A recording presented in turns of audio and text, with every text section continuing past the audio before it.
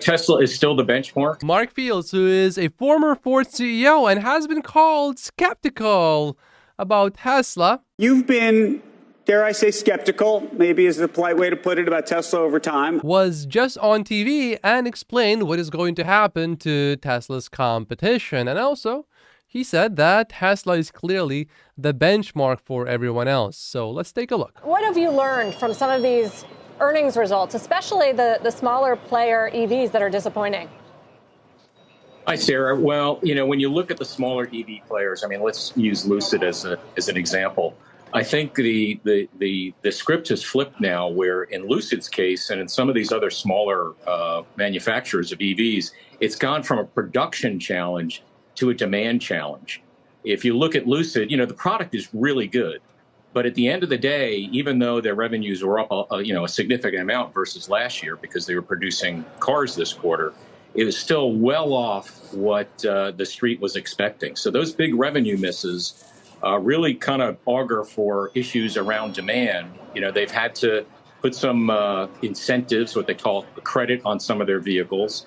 And their deliveries to production actually was quite low for the quarter. They only delivered about 55% of the vehicles that they produced. Peter Rawlinson, the CEO of Lucid in 2020, said, "It's not for me to criticize Tesla, but..." That doesn't sound condescending at all, right? But I'm an observer of these things, and I can say practically that there's only one car company that has production hell. I think he was talking about Tesla, right? Lucid, 30 months later, missed its February 2021 delivery forecast for fiscal year 2022 by 200%. Lucid published an investor presentation in February of 2021, forecasting its production volume and total revenue for 2022 to 2026 prior to going public. Lucid projected 20,000 deliveries and $2.2 billion in revenue in 2022. In reality, Lucid delivered only 7,180 vehicles and $608 million total revenue for all of 2022. Oh, and we are not done yet. Gary Black says listening to the CEO of Lucid on the earnings call is like listening to the tour guide on an ocean liner about to hit an iceberg. And this is coming from Gary Black. Gary usually is very considerate and very reserved, although he did say that Gordon Johnson is an idiot. Well deserved, though. In the meantime, Tesla came up with a new medal because of the partnership with SpaceX. This is one of the benefits of Elon running multiple companies, so it's not all just downside. And check this out. This is the CEO of Lucid speaking. Lucid Air has it all. Industry-leading range, exceptional driving dynamics, and superior performance, all wrapped up in a truly elegant design with a spacious interior cabin. What they also have? A demand problem. So yeah, indeed, the CEO is right. Lucid has it all.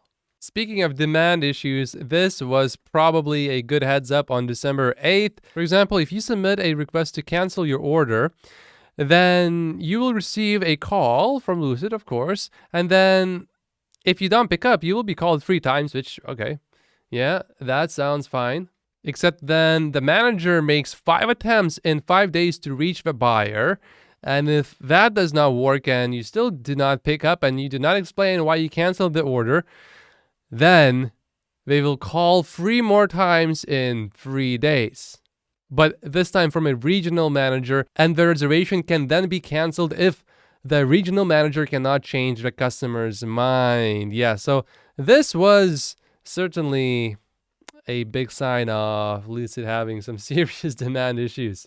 At one point, Lucid was down about 90% from the peak, and right now it's about 84%. So I think overall it says, for the smaller players, how fast is the market going to grow? What's the demand for their vehicles at very high price levels? Because the market for example, for Lucid at the $85,000 to $150,000 range.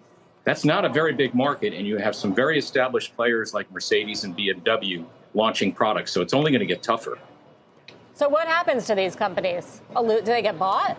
That has to be one of the nicest ways to ask. The company is going to go bankrupt, right? Although some companies may not be big enough to be purchased. I mean, Lordstown, for example, it estimated it can deliver 50 trucks to customers in 2022. This is an article from September 30th. And now here's an article from February 23rd. Lordstown halts endurance electric truck production amid recall for quality issues. It appears that Lordstown is recalling most of its fleet. All 19 endurance EVs that are either already delivered or used by Lordstown. How many actually have they delivered? This actually is a very significant percentage of the whole endurance vehicle fleet. What's your prediction? Well, one thing's for sure, these companies are going to continue to need capital to grow their businesses. In the case of Lucid, I think they reported about $4.5 billion worth of cash on their balance sheet, which was down versus the previous quarter, and they had to raise equity in the fourth quarter. So I think what you're going to see is a lot of these companies are going to have to go back to the markets or to other investors to continue to get capital to grow their businesses. And in some cases, these businesses, will move along, but they're going to have to prove to investors in the street that they can get to sustained profitability. Some will succeed, but I think some will fail and have to be bought by maybe some of the larger players. All of these companies are trying to do the impossible, which is what Tesla did in 2017. Final Tesla Model 3 unveiled today. Get ready for the automotive industry to change forever. And of course, we have to follow up with the update. It did. It did change the industry.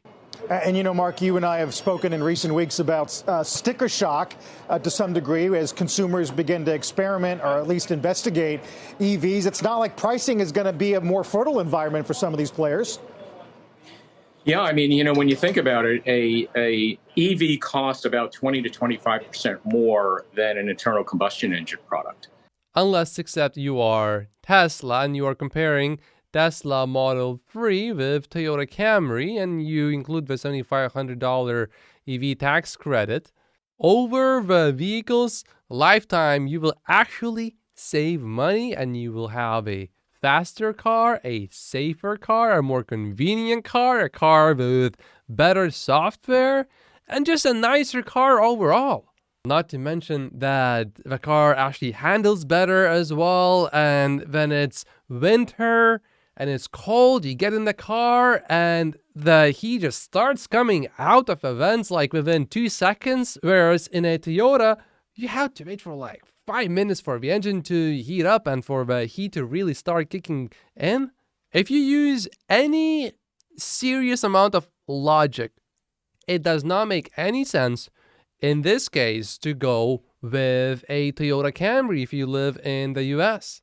Unless you need to like supercharge every single day, literally, then okay, maybe you can make an argument that all of that supercharging is just going to take a little bit too much time. But if you only need to supercharge, let's say once a week or less, then I don't see how the Toyota Camry would make more sense. And an environment, particularly an economic environment where consumers, their budgets are stretched for the months. The key is for these manufacturers that are producing EVs is to come out with EVs that consumers can afford, and you can get that mass adoption. GM is coming out with a number of products this year in the $30,000 to $40,000 range. But for these smaller companies where they're in the very high pricing range, that is a difficult task as you're trying to grow the business and need CapEx to build facilities and continue to invest in your product. Translation, it is almost impossible to do what Tesla has done. Also, one more thing with Tesla, none of the big legacy automakers were even attempting to really go into the EV business. Now, at least they are somewhat trying. Like Ford is actually making an effort with the Mach-E. GM is doing something. I don't really know exactly how they are really going to scale well. Toyota is finally waking up and replacing its CEO. So now for small companies, it is even harder than it was for Tesla in some ways. So does it mean that Tesla is still the rabbit that everybody chases because of their cost advantage, because of the money they save on things like marketing and dealer networks? Yeah, I think Tesla is still the benchmark here in the EV market. I think, one of their very smart moves that they made early on was to go for pretty much almost full vertical integration, where they can control, they're the master of their own destiny of costs, literally, and a lot of the large amounts of value of the material that goes into their products. When you combine that with their brand, which is held in high regard, they're a first mover, they tend to get a price premium. They continue to be in the lead, and we'll see next week when they have their investor day how they're going to continue to move the business forward. But I think every automaker still benchmarks Tesla as the leader at this point. And that is just one of the reasons why I keep buying more Tesla stock. And this is the Tesla stock buying opportunity explained by Elon Musk. My name is Matt Post. Just like and subscribe if you haven't yet, and I will see you in the next video. Thank you so much for watching.